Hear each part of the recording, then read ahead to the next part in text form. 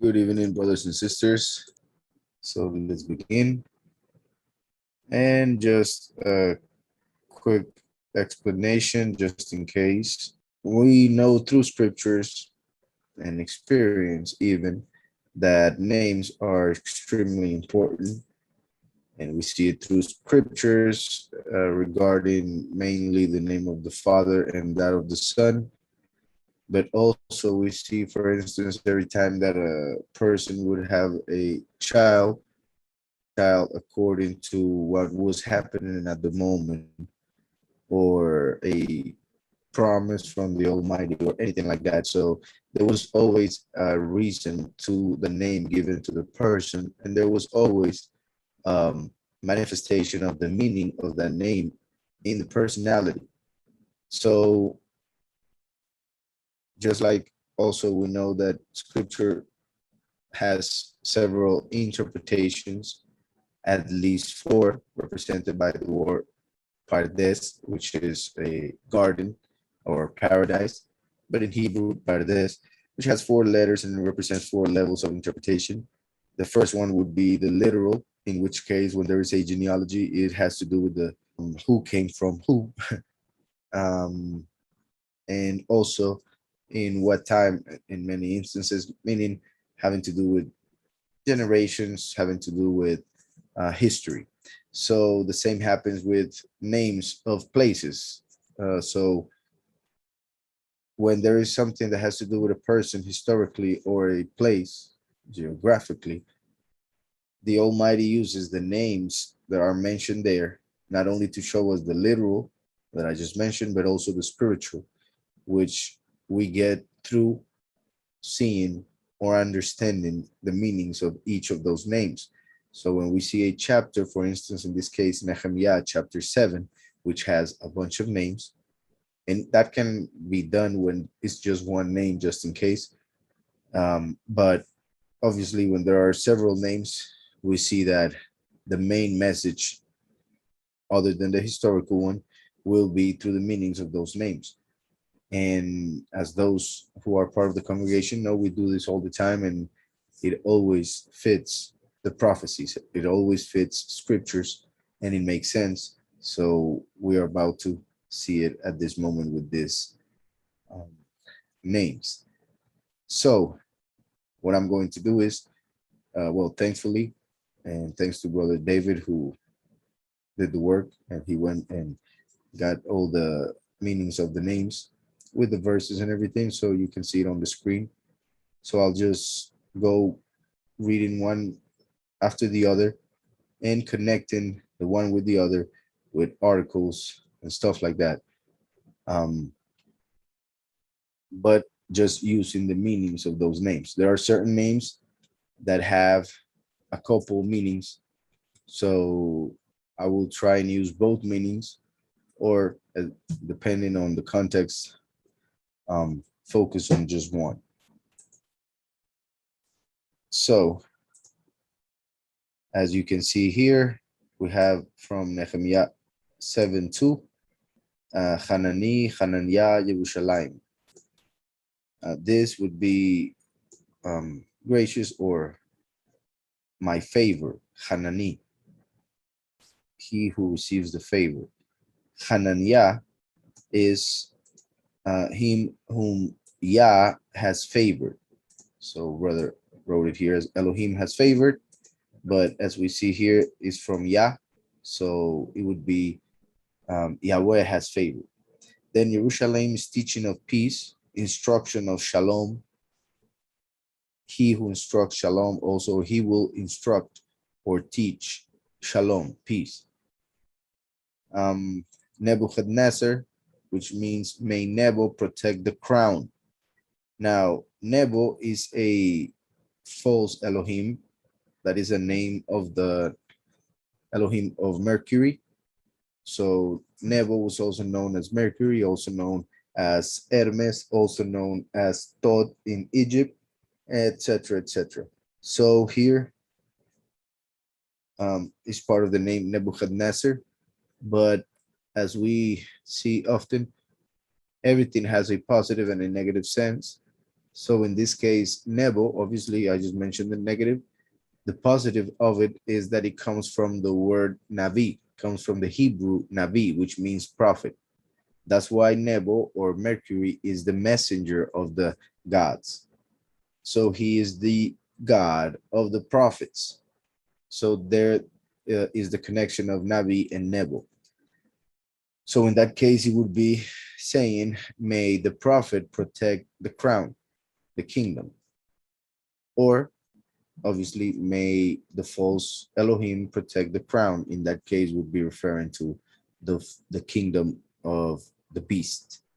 Since Nebo would connect in the negative with the false prophet, the false prophet, the second beast of Revelation 13, who helps the first beast, the world leader. So I won't explain every single name because that would take forever, but I just wanted to see the first ones just to give an idea of the several connections that we can make from just one name. Babel or Babylon is confusion. Jerusalem, once again, is right there. Yahudah is praised, or the praise of Yahweh, for it is Yahudah. So the Da comes from Yada, which is to raise your hands. And Yahu is obviously the first three letters of the name Yahweh. So the praise of Yahweh. Zerubbabel, sown in Babylon, sown in confusion, since we saw that Babylon means confusion. So sown in confusion, born in confusion is also another translation given to it. Yeshua, salvation. NejemYah, Yahweh comforts. Azariah, Yahweh has helped, etc., etc. So I will begin now reading each and every one of the meanings from the beginning of NejemYah 7 to the end. And hopefully it will be understood. If there are any questions or anything is just not understood, just let me know and I'll explain. So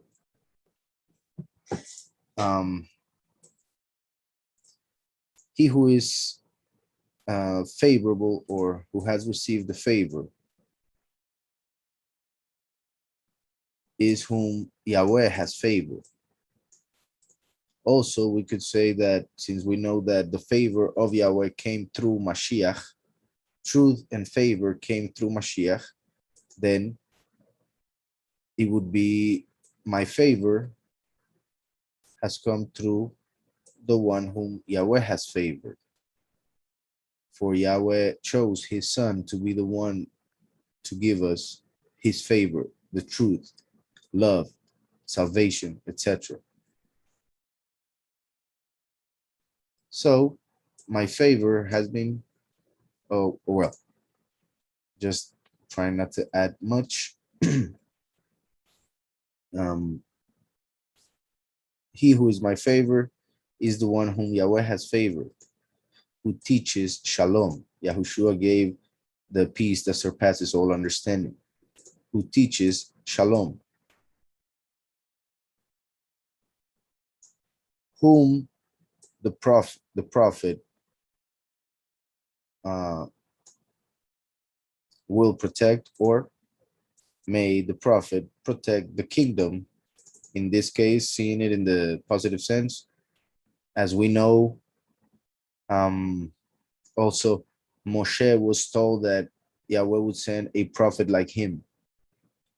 So he said, I would that he would raise from the midst of the people a prophet like Moshe. We see in Yahuhanan that there were three people that the Yahudim were expecting, and those three were the Messiah, Eliyahu, and the prophet like Moshe. Mashiach came and fulfilled his part, and he said that Yahuhanan, or John the Baptist, was Eliyahu. So the prophet has to come afterwards, still to come, and that is one of the two witnesses, the prophet like Moshe, the Navi, the prophet. And he comes as the king, Since Mashiach the first came as the high priest, the last, the prophet, comes as the king. That's why when they thought that Mashiach was the prophet like Moshe, they were going to make him a king, not understanding that he came as a high priest. That's why they called him the seed of David, the son of David, but he told them that he was the root of David, not the branch of David. So the last comes for the chosen few to teach the true doctrine, which is the good news of the kingdom, and he is given a crown. As we see in Revelation 6, he's given a crown because he comes as a king. So he will protect the crown in the sense that he will protect the kingdom that Yahushua came to offer, and he will manifest it in his time, as we see also in Daniel 2. So Moshe was buried in Mount Nebo. So the name Nebo is actually the name of the mountain in which Moshe was buried. So we see a clear connection of Nebo and the Navi, Moshe, who protects the crown by teaching the true doctrine of the kingdom in the end time, so that the end can happen, as Mashiach said in Matthew 24, Mark 13, and Luke 17.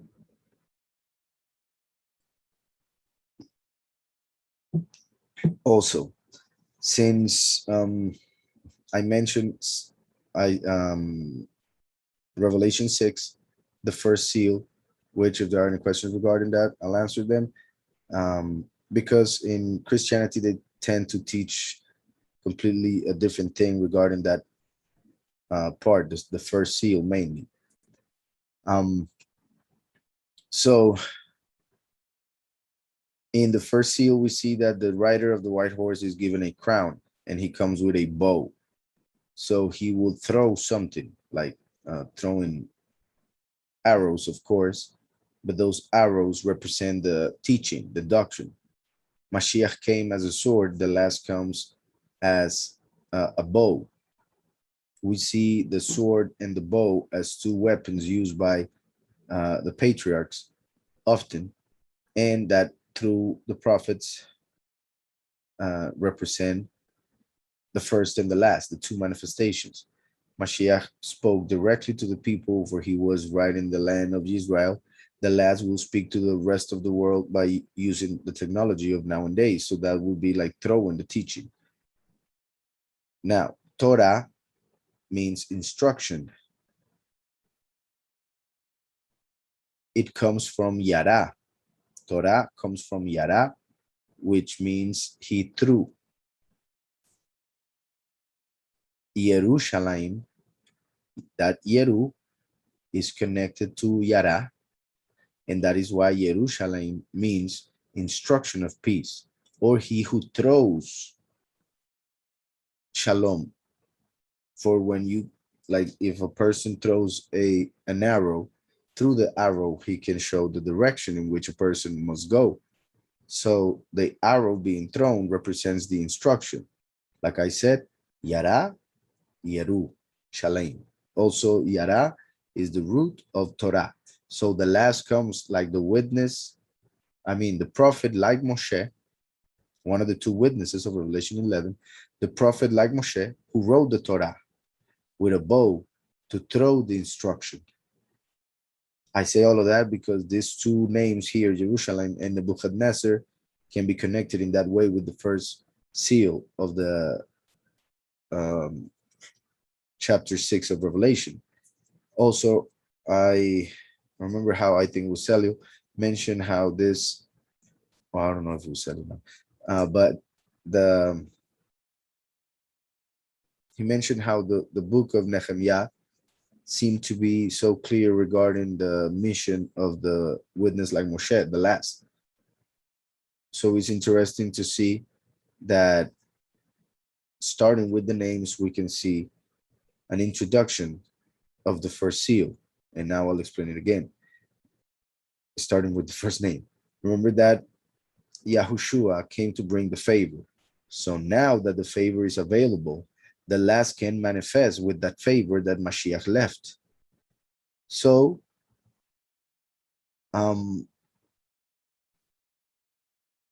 Hanani can be seen as I have the favor through him or of him whom Elohim has favored, to throw and instruct shalom, the true doctrine. And in that way, the prophet will protect the crown, the doctrine of the kingdom. So he comes with an arrow and a crown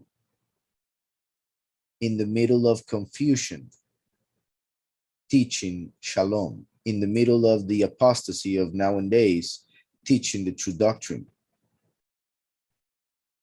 by praising Yahweh, by teaching the true doctrine, teaching shalom and the praise of Yahweh. After being sown in confusion, after being sown in Babylon, spiritual Babylon, and Babel means confusion. So sown or born in confusion in the end times, like the last who comes like the prodigal son. So we see how from the beginning it seems to be referring to the sixth seal being the last, the witness like Moshe, the prodigal son. So born in confusion to bring salvation, born in confusion for the salvation of him whom Yahweh comforts. We see that Yahweh gave the Ruach HaKodesh to comfort us in the book of John. So born in confusion for the salvation of those whom Yahweh comforts, those whom to whom Yahweh has given his Ruach, whom Yahweh has helped through the thunder of Yahweh. The thunder of Yahweh, we know, is his voice. And as we know, Yahushua is the word, the last is the voice. So it continues with the same idea. I have received the favor of him whom Yahweh favors, to throw the teaching of shalom and be the prophet who protects the crown by teaching the good news of the kingdom in the middle of confusion, teaching shalom and the praise of Yahweh, the true Elohim, after being born in confusion for the salvation of him or the congregation that Yahweh comforts and whom Yahweh has helped through the thunder of Yahweh, who is merciful, coming like a little man, merciful like a little man. Remember that I have mentioned how Mordecai, which is the name here, little man, Mordecai represents the last, just like Paul. They are both mentioned as having two tribes representing the last for several reasons, like the double portion that he receives, the possibility of both his parents being from two different tribes and other things. But the thing here is that Mordecai means little man and Paul means the same.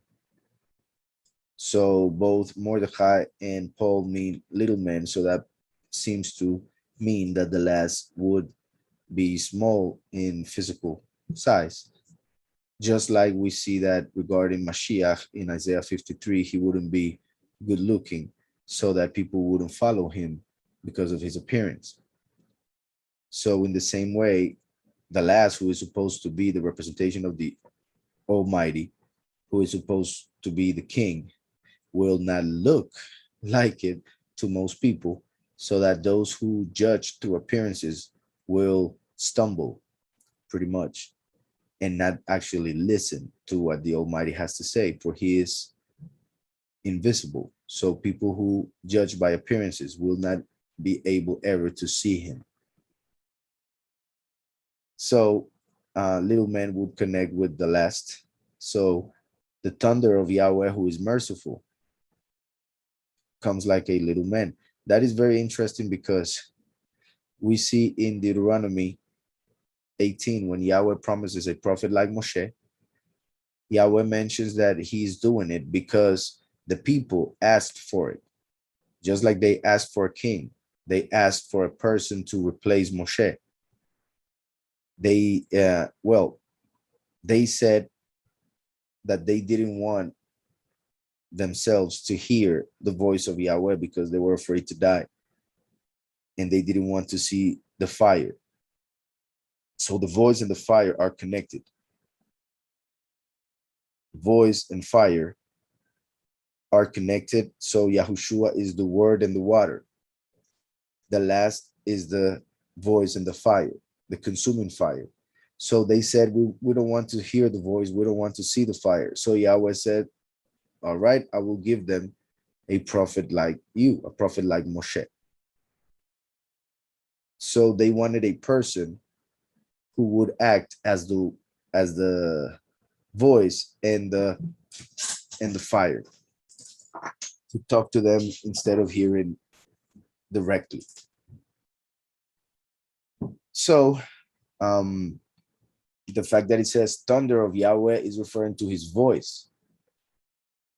Since he is merciful, then he answered the prayers of Israel and gave them a man like Moshe, in this case, a little man, so that they wouldn't follow through appearances, I repeat. So, going a little back, born in confusion for the salvation of those whom Yahweh comforts, for Yahweh has helped the thunder of Yahweh, the voice, the thunder or voice of Yahweh, who is merciful, coming as a little man and going through slander, for they will make up stories, as they usually do, against those who talk about the system and reveal how the enemy is in control of this world. So they will talk bad about them, and I say them referring to the two witnesses, and the world will hate them.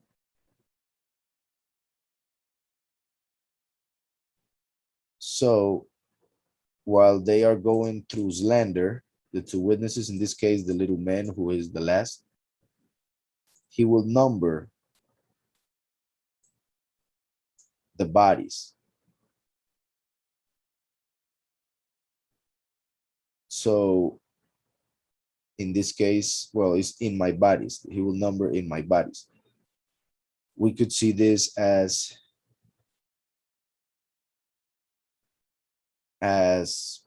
how he will number the 144,000 by giving them their seals on their foreheads through their reception of the name of the Father and the Son, and of course the true doctrine. And the 144,000 happen to be the body of Messiah, for that is the temple. So there are 144,000 bodies to make one body. So 144,000 bodies in his body, I mean in the body of Mashiach, those whom he gives comfort to through the affliction of the tribulation.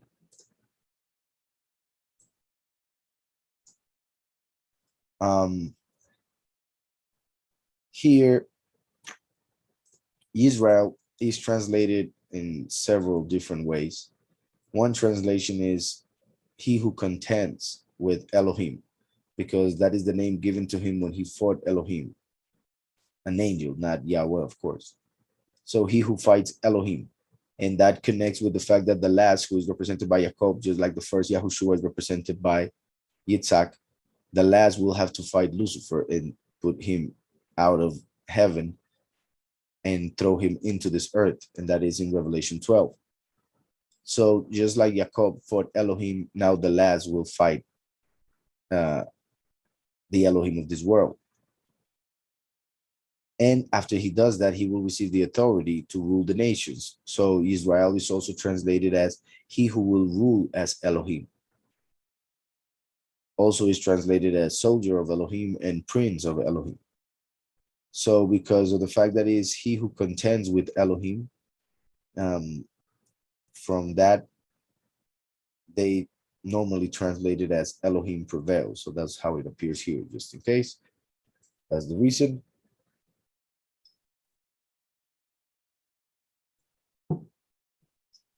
So the thunder of Yahweh, who is merciful as a little man, through the slender will number the bodies who will receive comfort through the affliction.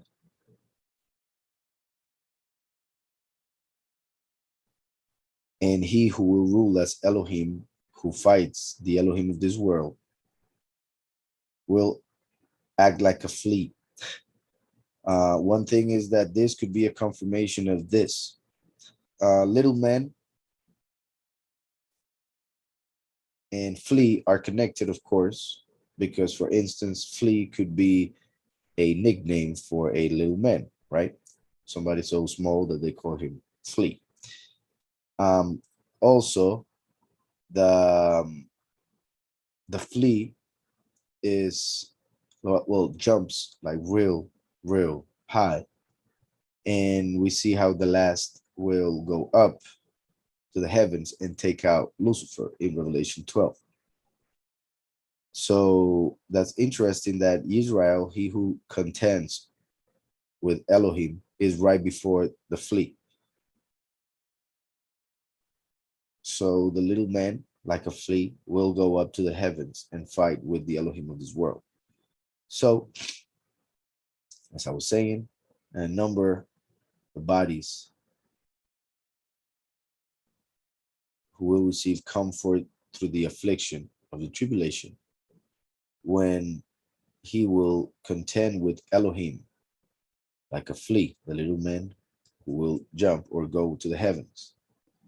Once Yahweh has judged, once Yahweh has judged. So that is the first list, well, the first page. So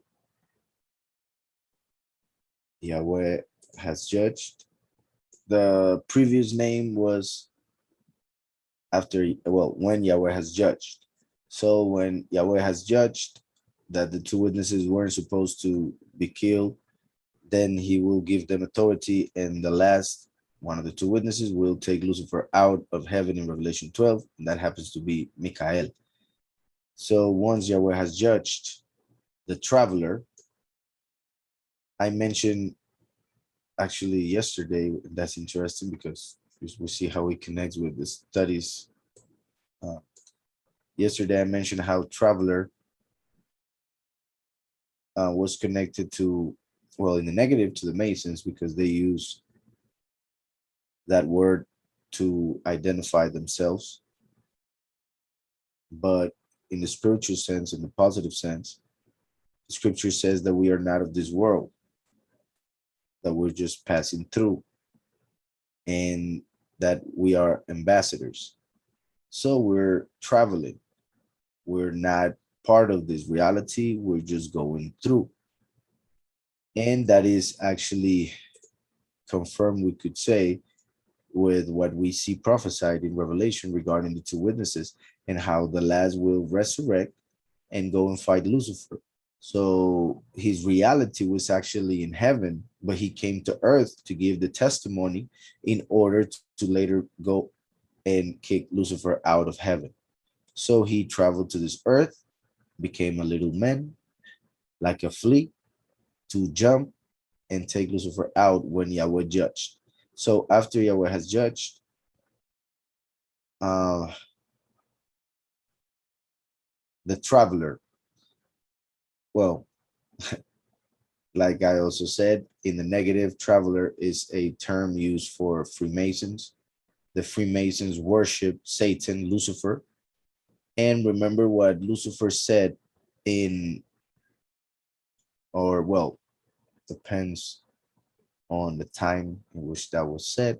But in the book of Job, we see how Satan said when Yahweh asked him where he was, he said that he was going up and down uh, throughout the earth looking for, uh, well, like we see in another part of scriptures, he was looking for someone whom he could devour, and he had his eyes on Job, and that's when the whole story begins. So in Job chapter 1, we see that Lucifer, well, Satan, I repeat him this time, I say Satan, because we know Samael and Lucifer are two different entities, and it is quite possible that at the time of Job, the Satan mentioned there is actually Samael.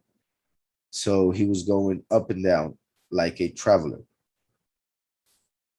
But we see the same thing happening with Lucifer because he received authority over this reality. He is the Elohim of this reality, and he is not omnipresent. So he must travel up and down all over the place to influence those who worship him in order for them to build a kingdom or empire for him to later manifest as the God of this world once he's kicked out of heaven.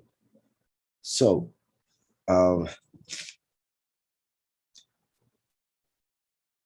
because of the previous verse, which I mean the previous name, which meant Yahweh has judged.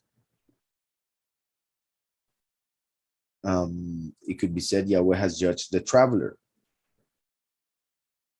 and sent him to the pit of his father. Moab means of his father. So pit of Moab, the pit of his father. And the bottomless pit, for instance, is a place that was created for the fallen Malachim, the fallen angels. And the first fallen angel is Samael, who happens to be the father of Lucifer. So the traveler to the pit of Moab. Yahweh has judged the traveler to the pit of Moab. So he was condemned to be sent to the bottomless pit of his father, Samael, Satan, the first Satan. Then, let me see.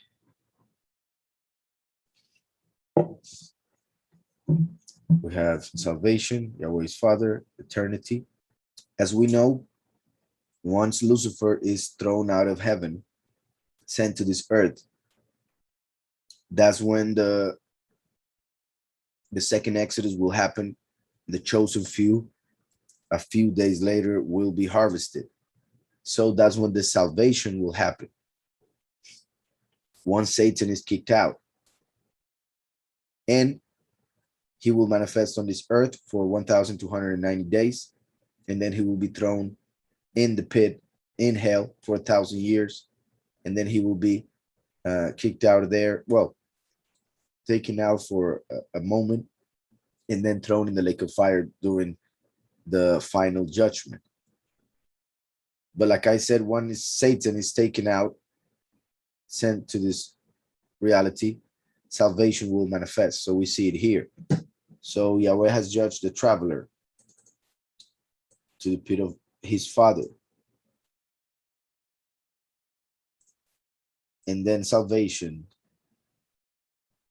the salvation of Yahweh, who is the Father, will bring eternity through his brightness.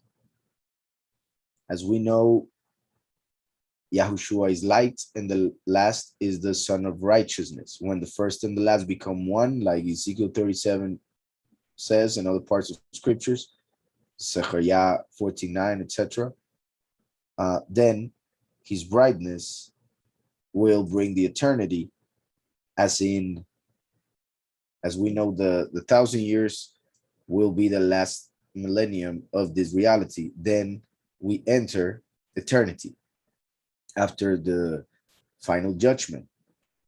And that is when the Lamb will be with the people and he will be the light of the people. So the chosen few won't need the light of the sun, for their light will be Mashiach himself.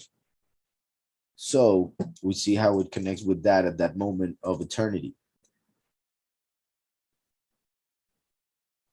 So when Yahweh has judged the traveler to the pit of Moab, then the salvation of Yahweh, who is the Father, will bring eternity. Or Yahweh, who is the Father of eternity, will show his brightness, which is pure, and he will build up my cavities, which would be a saying that which is lacking in this reality will be filled, so that everything will be perfected when Yahweh makes a new heavens and a new earth. As God would be the might of fortune. As we know, God is fortune, and that was a false Elohim worshipped by Israel, even sadly, as we see in Isaiah 65:11. Fortune in itself is, well, depending on how you see it. If we connect it with luck, which is actually connected with Lucifer, so if we connect it with luck, is something bad because that leads people towards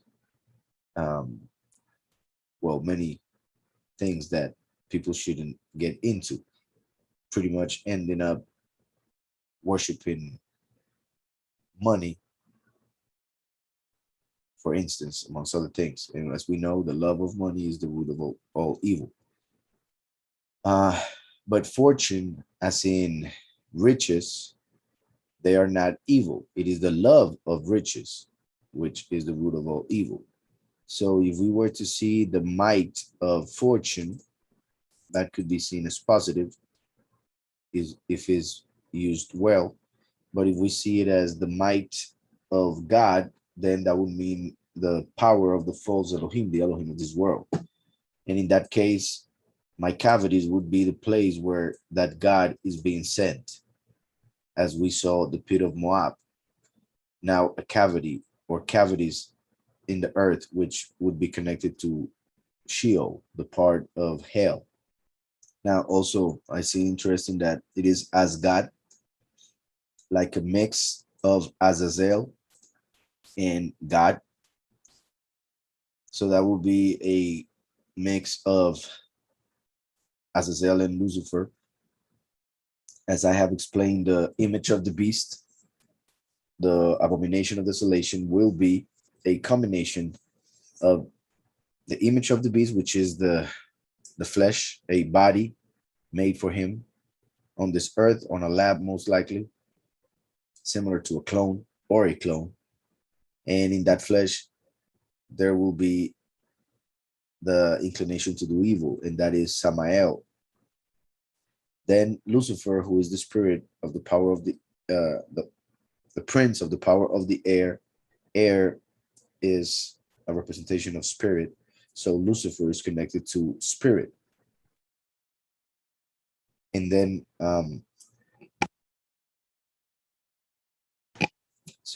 then Azazel is the one who is in the bottomless pit,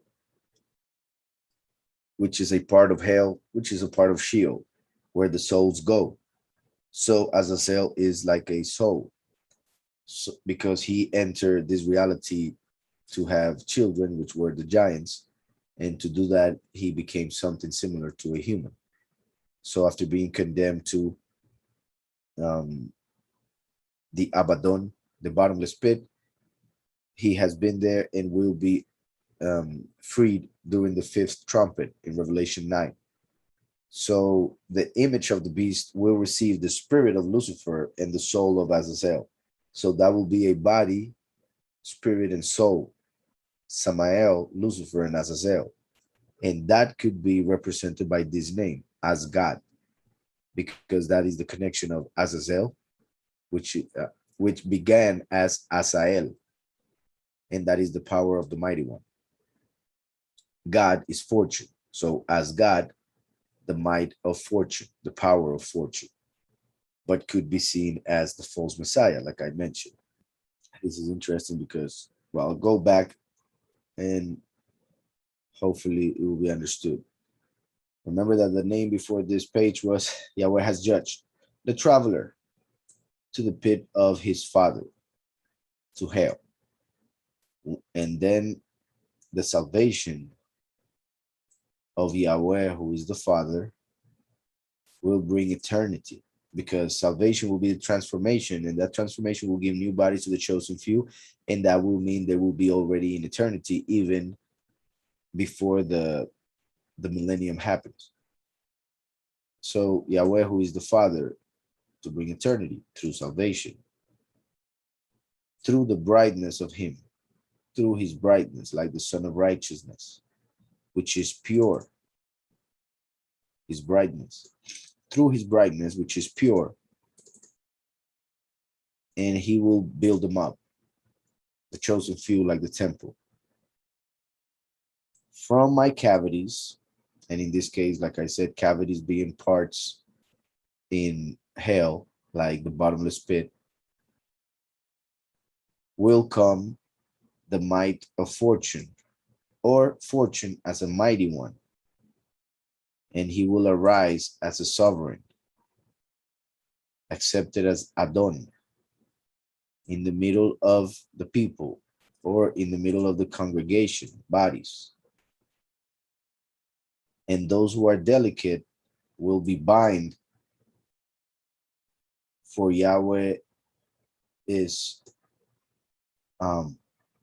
mighty one, or powerful. In this case, Hiskiyah, which is the strength of Yahweh, or Yahweh is my strength.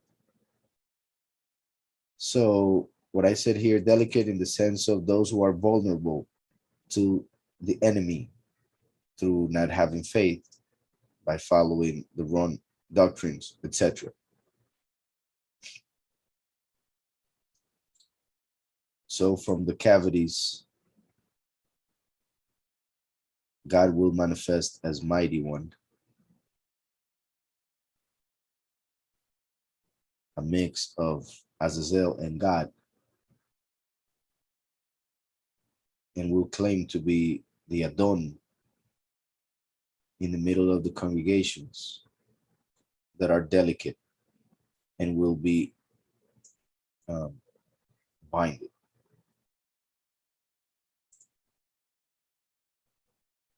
Yahweh is my strength, and he is rich and the conqueror.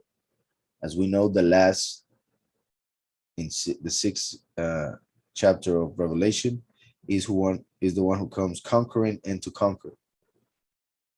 So Yahweh is my strength. He is rich, and he is the conqueror. And he is the conqueror who comes to pluck the hill city. I have mentioned in several times how, for instance, the great whore of Babylon is placed over 7 hills. So the hill city in the negative is connected to Babylon, the great whore of Babylon. Hill is connected to female, mountain to male. So for instance, the temple is over the mountain of Sion. In this case, the great whore of Babylon is over 7 hills. So in this case, as I was saying, the conqueror, Yahweh is my strength, and he enriches me to be a conqueror in order to pluck off the hill city. So take away the great whore of Babylon. In the house of the bread that is dropping. Bread is supposed to be doctrine. Well, food, but spiritually would be the teaching of truth, the true doctrine. But in the case of the great whore of Babylon, that doctrine is dropping, is falling, and that's why it will be plucked off. So the conqueror who will be plucking off the hill city, who claims to be a house of bread, but is dropping. and that will be an answer to the prayers. For we see in scriptures that the righteous ones who have been killed by the great horde are asking Yahweh for justice. So once the great horde is destroyed in Revelation 18, those prayers will be answered. So that will be an answer to the prayers.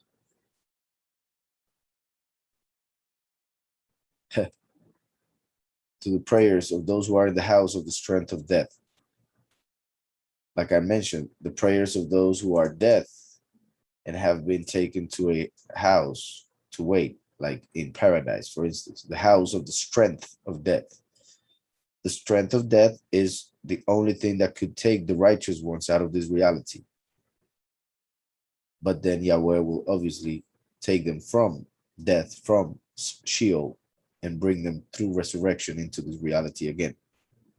So answering the prayers of the house of the strength of death, as in Sheol. The city of forests will be like a lioness. Remember that the forests represent the, well, armies. In the positive, it represents the heavenly army, which are the few, who happen to be trees, for they give fruit of the mouth. Well, we see in Hebrews, just a second, 13:15, in which it says that we must give a sacrifice of praise, which is the fruit of the lips that confess his name. So we give fruit, for we are trees, 144,000, that makes a forest. And we will receive the city that comes from the heavens, the New Jerusalem.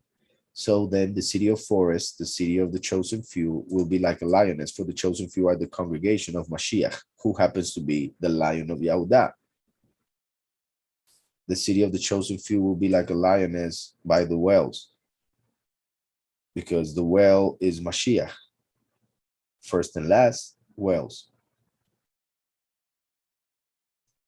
Like a high hill.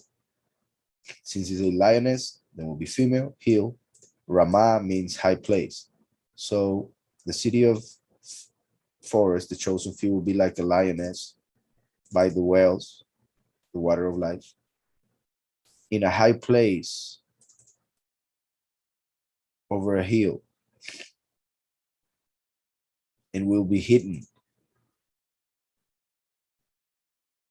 within the house of Elohim, as in his presence, the heavens. We could say that the New Jerusalem will be hidden until the end of the millennium, for that is when it will come down to this earth.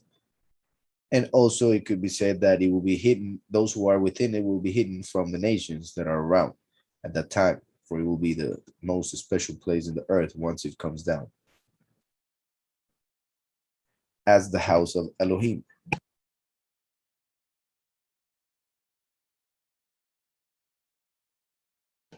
Sorry. So over a hill, in the high place over a hill, and it will be hidden like the house of Elohim, also in the sense that the house of Elohim, the true house of Elohim, is in the heavens. Here will we see heap of ruins. And as we know, the house of Elohim, which is the temple, became a heap of ruins when they killed Mashiach 40 years later, in the year 70. So because of that connection, I'll mention it. So like a lioness by the wells, in a high place, like a hill, hidden. Just like the 144,000 will be hidden for 1,260 days in a prepared place in Revelation 12.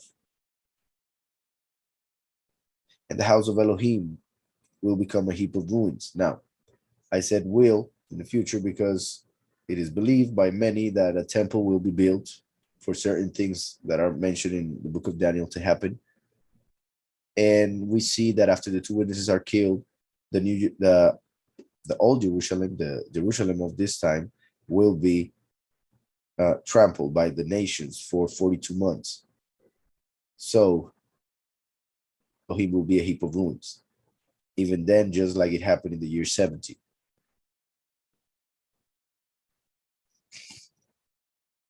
The prophet, and look at that, we have Nebo here, showing that it means prophet.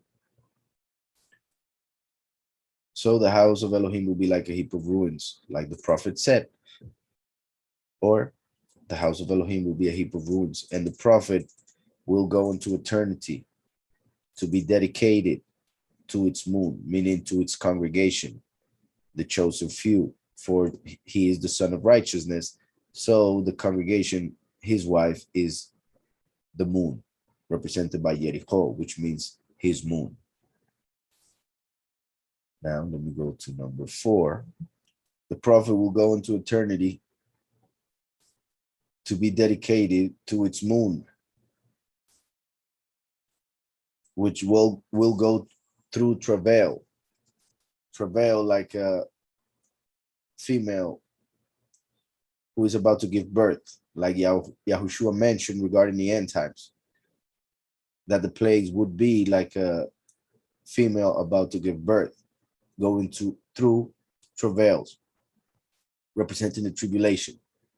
So as I was saying, the previous one mentioned dedicated to its moon, like the son of righteousness to its moon, Mashiach with his wife, the congregation, who would go through travail to give birth to the male that shall rule the nations with a rod of iron, as we see in Revelation 12.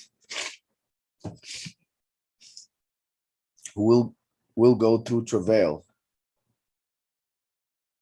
but will act sharp and vigorously, as in intelligent and with vigor. Or we could say that the travail will be sharp, so the chosen few will need to be vigorous.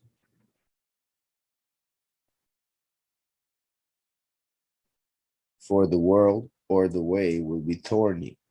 The world, because thorns represent sin, and that is the world.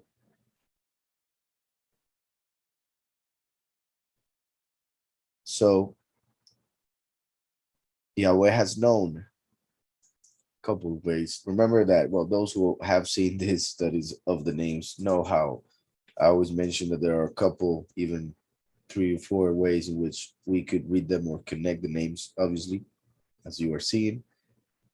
So that makes me kind of go back and see another version and go back and see another or try another. But I will try not to do it that much right now. Just wanted to mention how it says its moon who will go through travail that will be sharp. So she will have to be vigorous, for the way will be thorny. But Yahweh has known, and he has said that he will give freedom to those who will be dedicated to his salvation, to the salvation of the Elohim of the beginning, to the Ancient of Days, and who praise Yahweh, who will gather them and give retribution to the binder and oppressor who is insidious.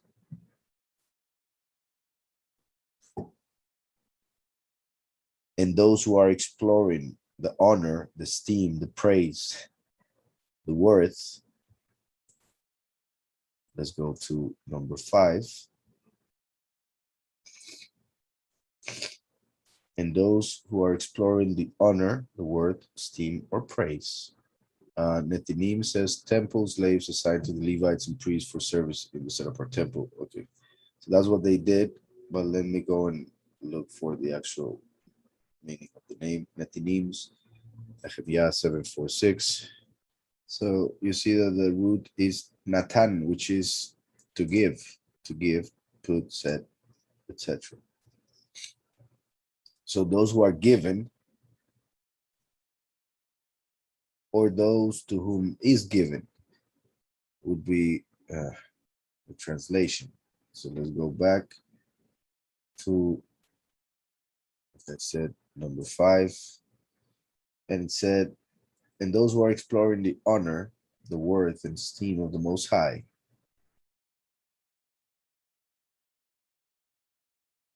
will be given, as in we see, for instance, in Revelation, that the chosen few are given to the Almighty as first fruits, as bikurim. I mean, it depends on how bad we want to interpret it, in the sense that those who are parched, as in by not having the water of life, will be stripped of their rings, as in any authority that they had will be taken from them for not having the water of life, and they will be given um, ankle bracelets, as in put in prison. So it's interesting that we could say, those who don't have the water will be stripped of their clothing, which represents their body, so they will be killed. Those who do not have the water of life for salvation, in order to be given to the Almighty, those who do not have the water will be stripped of their bodies, and rings will be placed on their ankles, as in put in prison.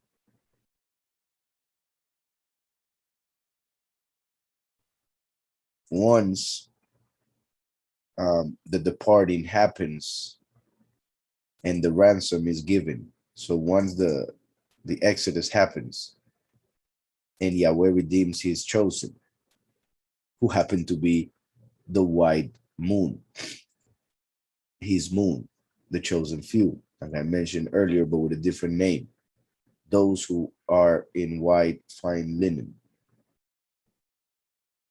During the time when the locust, as we see in Revelation, the fifth trumpet shows entities like locusts. So that is one of the plagues, but in general, it connects with uh, all plagues, like reminding us of the plagues of Egypt. So, like I was saying, in the time when the departing happens and the ransom is given for his moon, who are his congregation, as the plagues, like the locusts, are happening.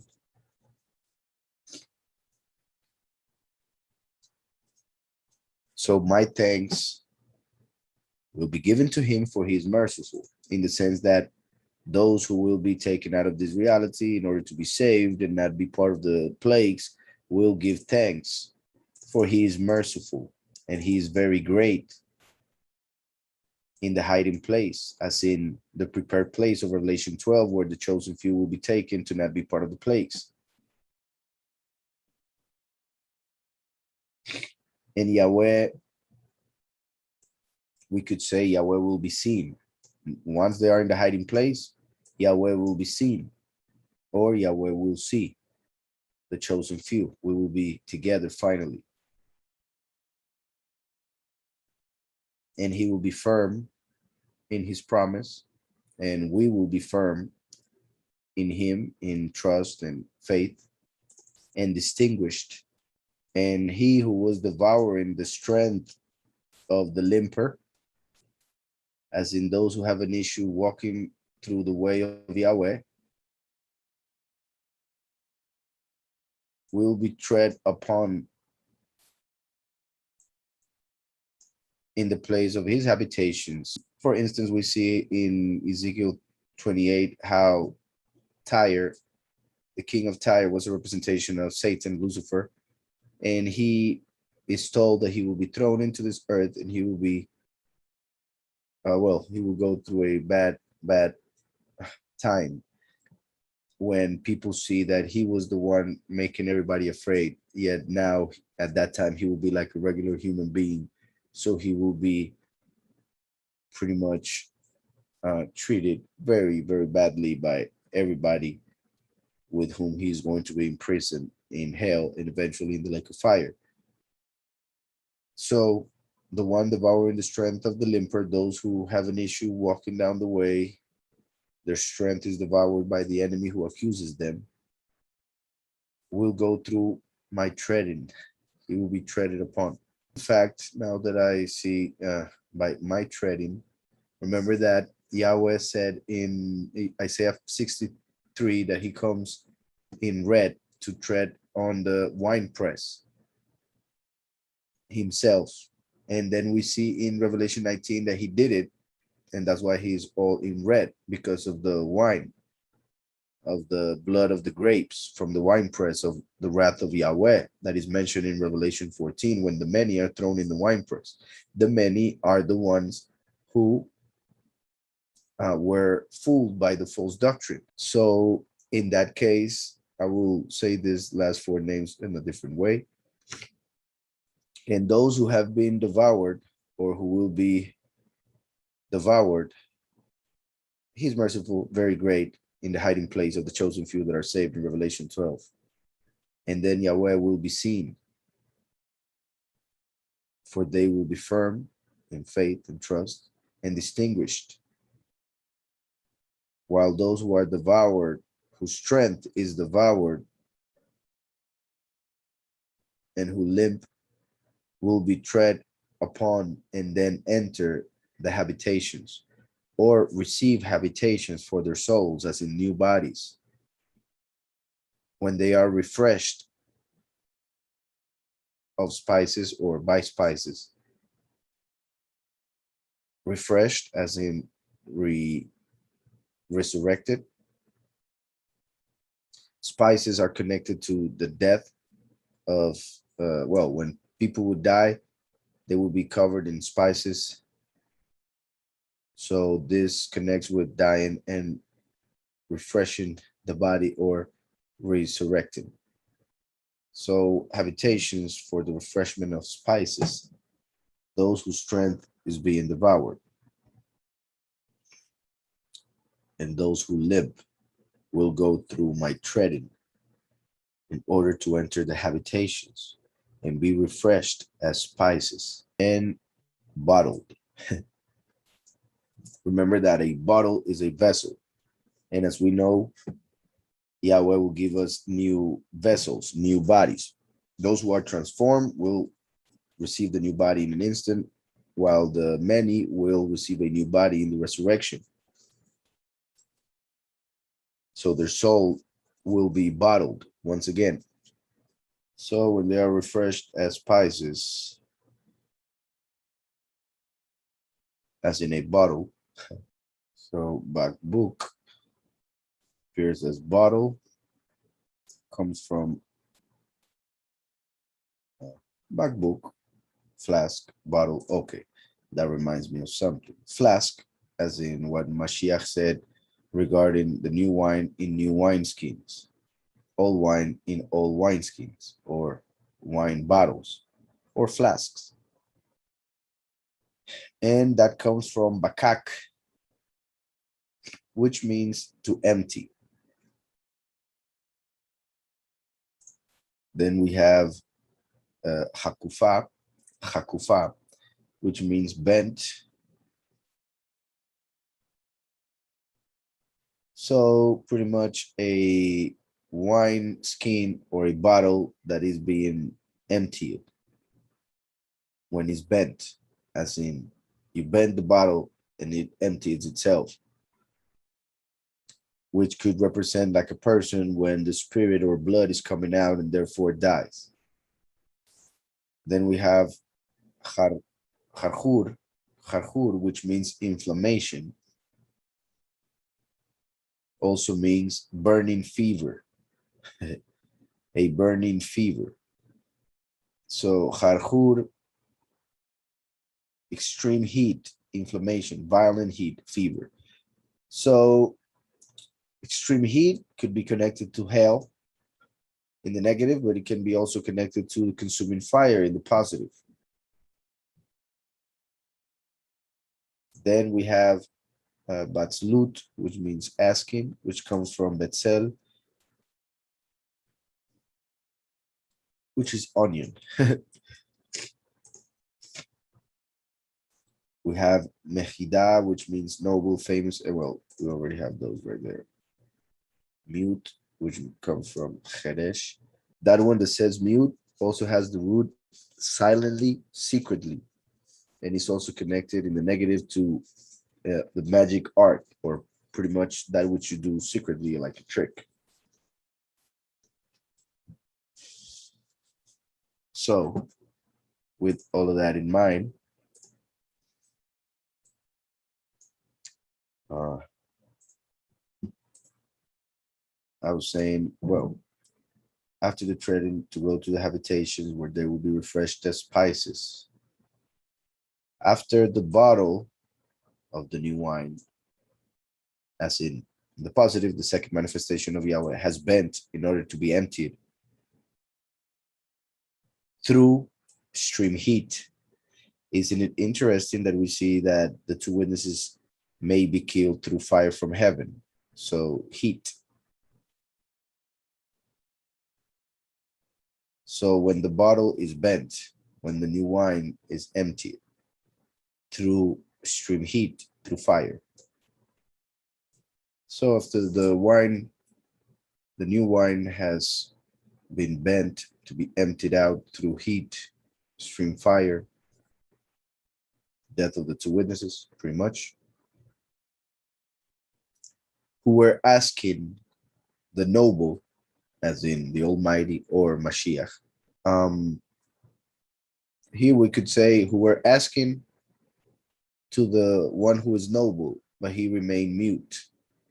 This could be referring to when they are about to die, and just like Mashiach was asking the Almighty for the cup to be uh, passed from him without him drinking it, yet he had to go and die. That couldn't happen.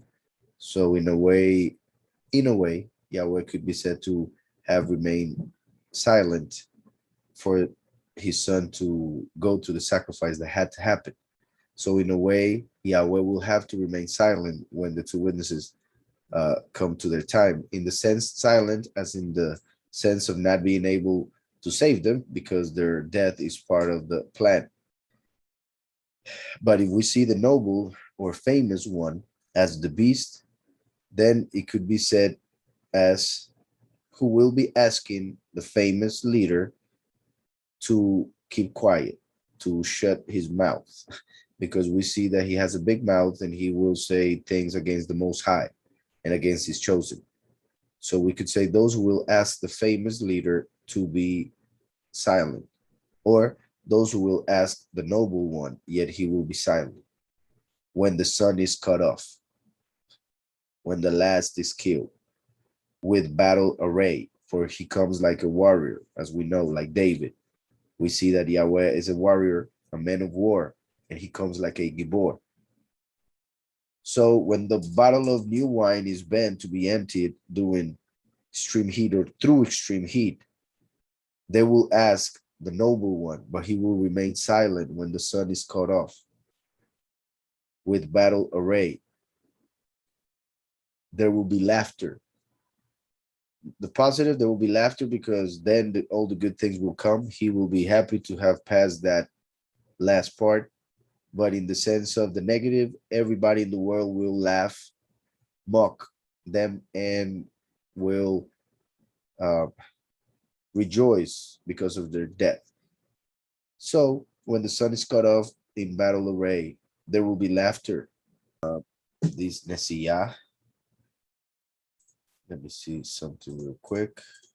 NejemYah comes from Netzach. That's why I wanted to come and see. And Netzach means to endure, to excel, to persevere, to conquer, to triumph.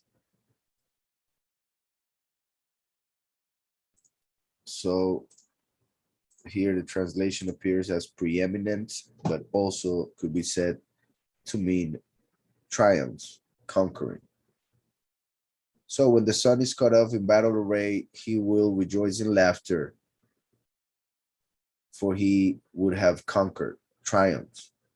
After being seized, there will be peace, or he will be seized by peace. And there will be a change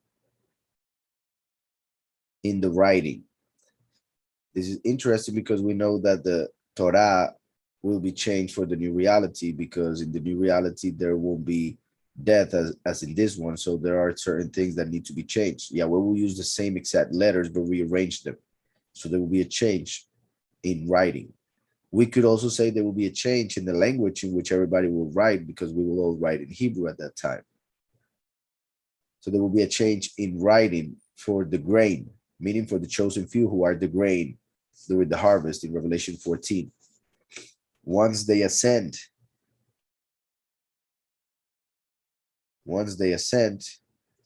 after being scattered very greatly, after being scattered across the four corners of the earth, they will ascend as the grain during the harvest. We could also say, after they ascend, the scatterer will be very greatly judged by Yahweh for bringing doubt. Here, the cutting off will happen. The cutting off of the skilled workman or master workman. Now, that is Ammon. Ammon actually means of his people. So I'm not sure why it appears as Ammon. It might be written differently. So let me just check it out. Verse 59. Yeah, they give it skilled workman or master workman, but comes from Ammon, well, artificer, architect. So it is written a bit different. And that comes from Aman, which is believe, assurance, faithful. So in the positive is connected to faith and to being faithful, like the faithful witness.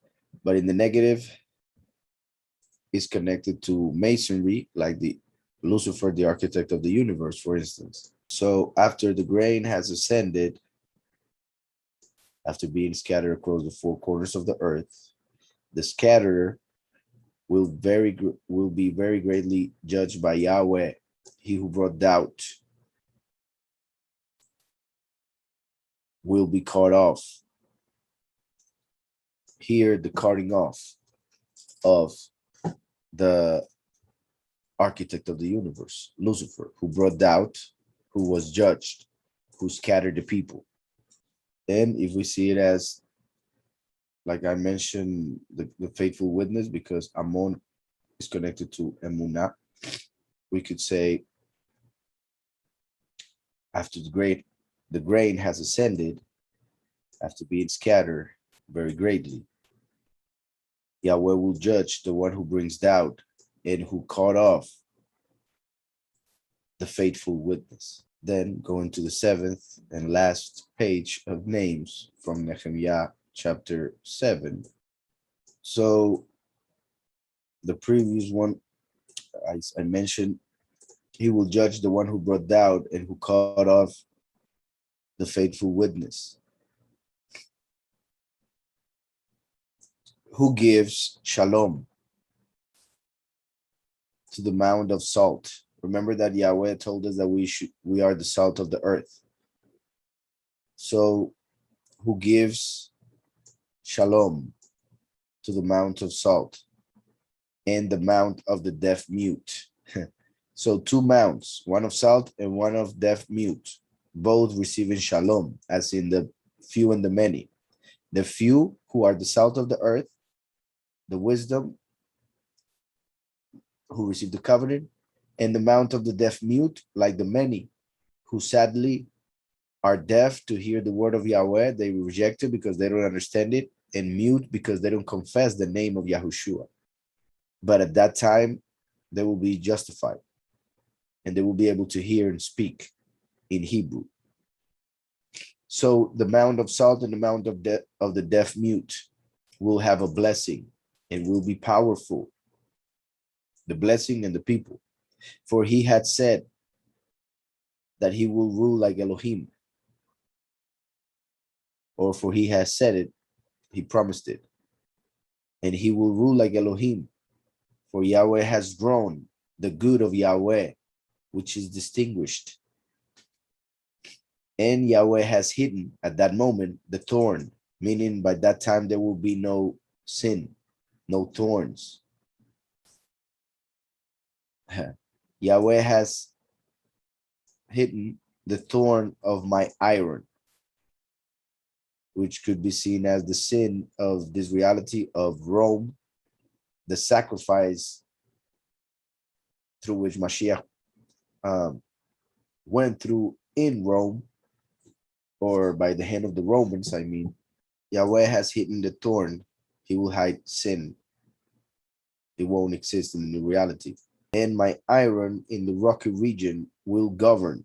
Remember that the last is called in Micah the iron horn. And he will be given a rod of iron. So Yahweh has hidden the thorn, sin, and my iron, the iron horn, the rod of iron, in the rocky region, the earth, will govern with light and perfection, being governor, or will govern with light and will be a perfect governor. And that's how the chapter ends.